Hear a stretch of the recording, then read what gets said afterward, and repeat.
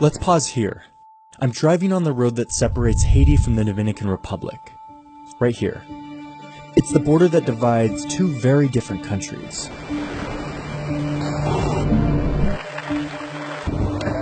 If you're born in Haiti, you're 2.5 times more likely to die as a baby than if you're born in the DR. You'll be almost 10 times poorer, and you can expect to have a much shorter life. I came here to find out how the two countries that share this one island can be so different. With a politically volatile and impoverished Haiti on one side, and the stable and relatively rich Dominican Republic on the other.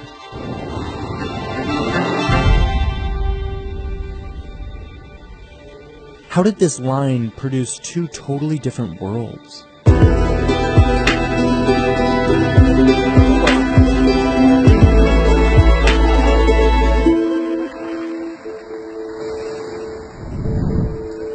My journey starts here at this beach village in southern Haiti, where Haitian merchants, most of them women, are preparing for a nighttime boat ride. The women boarding this boat have one goal: to make it to the border where they will be let into a Dominican market to buy and sell goods before returning to their villages. It's international trade at its most informal. We're taking these boats because the next door mountain range makes the land journey almost impossible.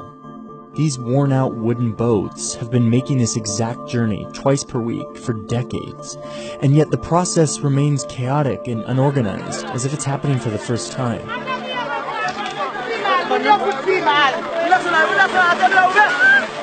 All of this energy, time, and effort, all to transport a handful of goods that in most countries would be shipped in bulk inside one of these.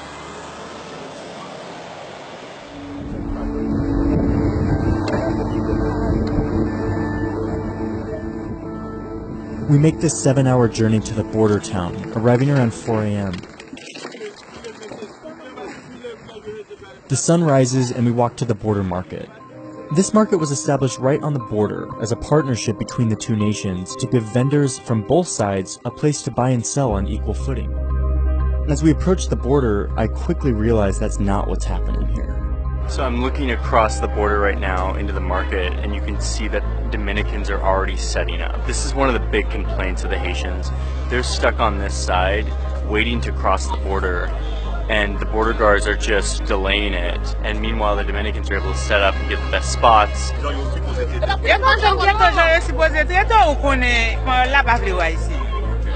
These Haitians come from miles away on this grueling boat journey that I know now firsthand is very grueling, and they get to the border and the guards stop them for no reason. I'm supposed to open it up for everyone at the same time.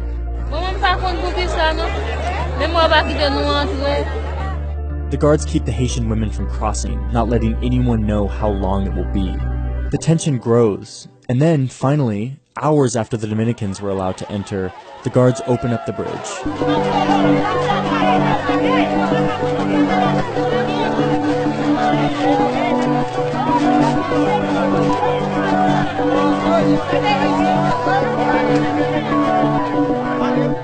They buy and sell for the day before returning to the boats to make the journey home. The grueling boat journey, the senseless discrimination, it embodies the asymmetry that exists on this island. Watching it happen, it's impossible not to ask how it got like this.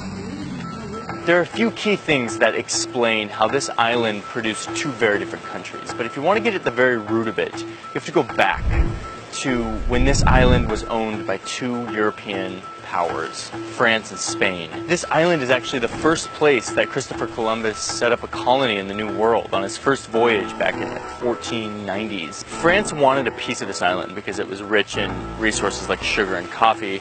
So they fought a war with the Spanish, and they ended up splitting the island in two. One side would be the Spanish colony of Santo Domingo, and the other side would be the French colony with the same name, Saint-Domingue, just in French. And that is the most important part of understanding this whole thing, is how these imperial powers treated their colonial possessions. The French exploited the land. They brought in tons of slaves, and they were interested in making Saint-Domingue solely an economic producer. They destroyed the soil from aggressively harvesting the same crop year after year. and they created a group of very resentful, overworked, and abused slaves that eventually rebelled. The Spanish had a different approach. After establishing domination on this island by massacring the indigenous population, they didn't exploit it like the French did.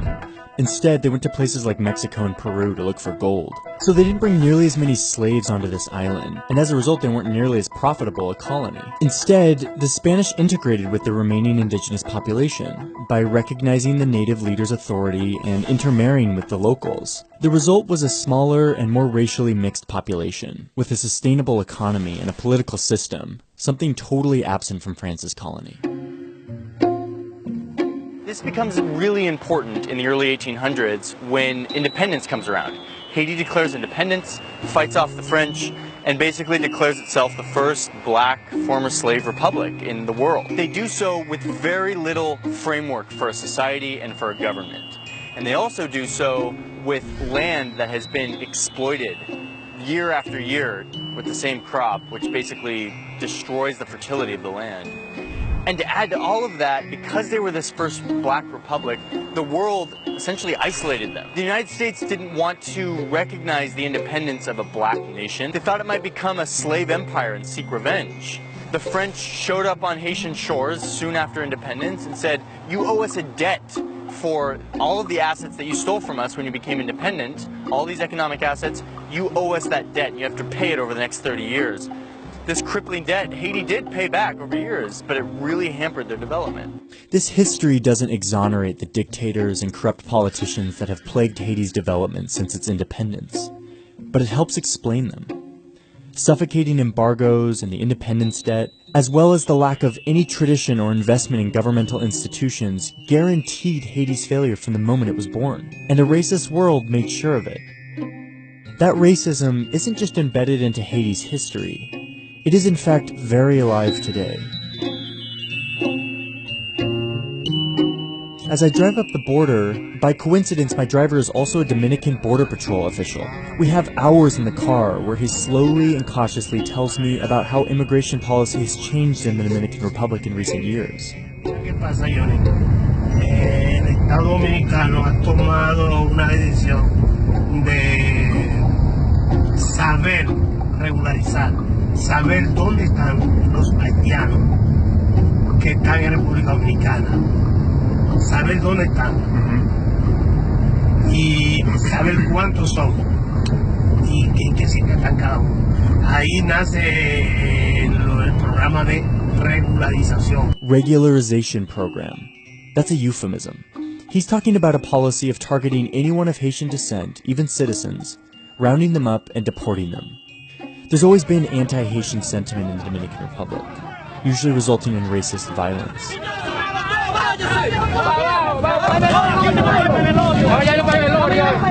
But since 2010, that sentiment has been seeping into legislation. The Dominican Constitution that was drafted in 1929 says that anyone born in the country is automatically a citizen, even if your parents were undocumented immigrants. This is the same in places like the United States. But the DR rewrote its constitution in 2010 to only give citizenship to those born on DR soil to legal residents. Then, in 2013, the High Court in the DR ruled that this new definition would be applied retroactively, all the way back to 1929, meaning any citizen who had been born in the DR to undocumented parents would have their citizenship revoked. More than 200,000 Dominican citizens were suddenly stateless.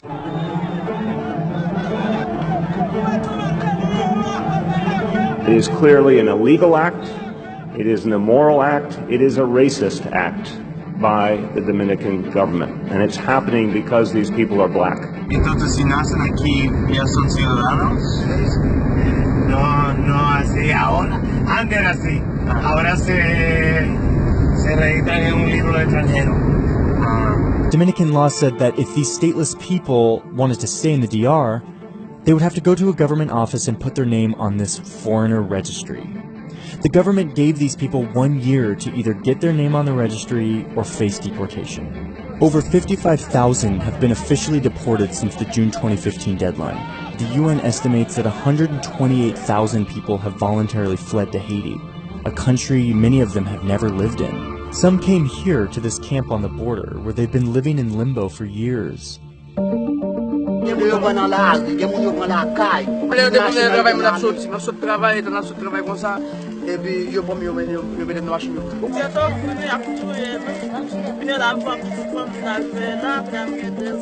Having 200,000 people being able to vote in an election could change an outcome. They gon' bet nous était cochon yo m'serré yo.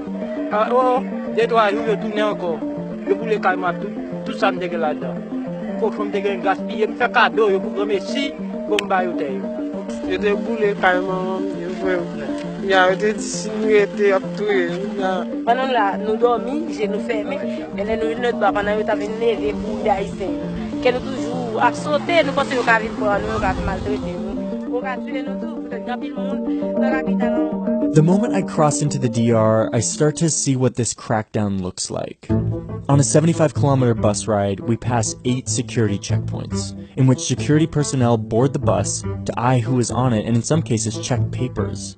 But each time we stop, they seem to only check the papers of the same few passengers. Just check the passports of the 3 darkest Jews on the bus. Me and the 2 guys in front of me were the darkest guys on this bus. And you're the only passports they checked. That's my translator, Pascal. He's an American citizen, but everywhere we go in the DR, security forces keep asking him for his passport. Halfway through the journey, we pull off the road into a facility where a few young military guys are sitting around, and our driver brings this woman and her 2 children over to the military guys. She's speaking in perfect Dominican Spanish to them, claiming that her children are Dominican and that the driver brought us to this checkpoint to turn her in because she's black. None of this seems to matter. She doesn't have her papers, and her skin color seems to be all the guards need to see.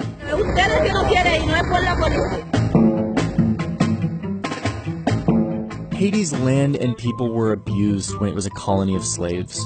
The world then shunned it with embargoes and independence debts when it was a new nation. And today, Haitians in the DR experience racism that is overt enough to be enshrined in law.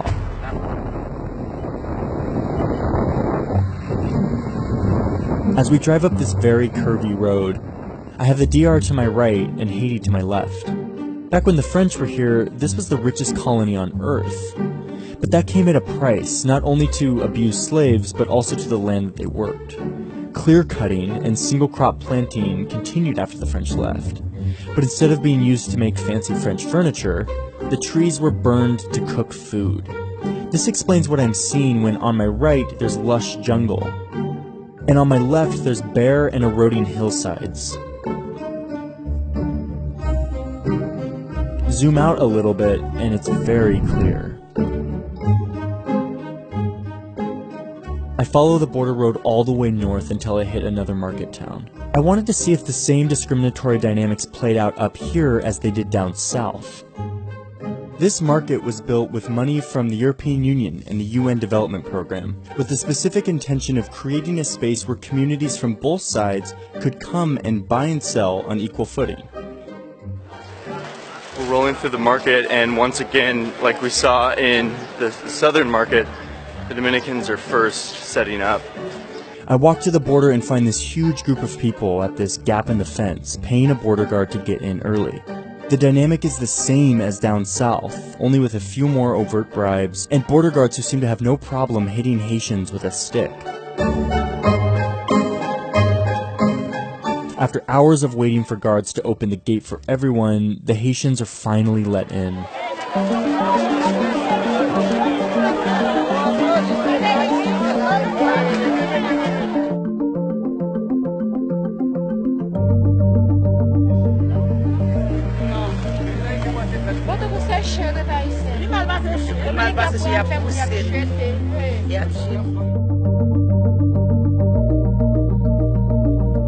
Et puis il y a bataille haïtien puis mal va son chien.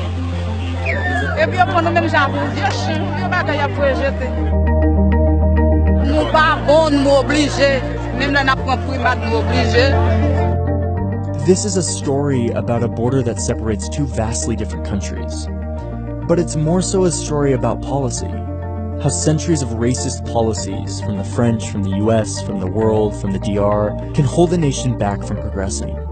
Haiti, this first black republic, has experienced some of the most predatory and racist policy from outside forces. For Haitians, this story isn't just their history, it's their present. It's the stage on which they live their lives.